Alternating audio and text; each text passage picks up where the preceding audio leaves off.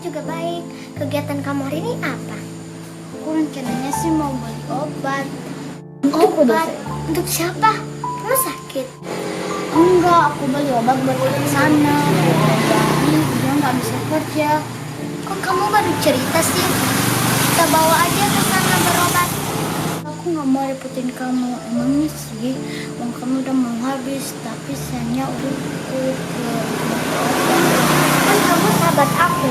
Apa yang kamu rasain, aku juga harus rasain. Gak apa-apa kok. Ntar aku bantu pakai uang jajan bulanan aku. Makasih ya, kamu emang sahabat aku yang selalu menolong aku. Tapi aku nggak enak sama kakak kamu. Nanti dia marah, bilangnya aku cuma manfaatin kamu. Itu kan uang jajan bulanan aku. Aku juga ikhlas kok bantu kamu. Aku juga udah anggap kamu sebagai keluarga aku sendiri. Makasih ya.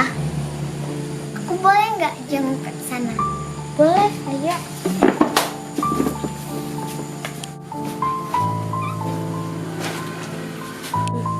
Ke sana sakit apa? Kakak, ini kakak perlu obat deh. Kami beliin dulu ya. Aku beli obat dulu ya. Kamu pulang aja, takutnya kamu marah. Enggak apa-apa kok, ini usah. Enggak kok, kamu ambil Aku aja. ada uang kok. Enggak kok, ini buat beli obat kakak. Kamu serius? Iya, aku serius. Makasih ya. Ya, Iya.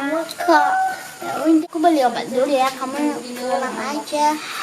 udah aku ikut kamu aja. Nggak usah. Enggak apa-apa kok, yaudah yuk.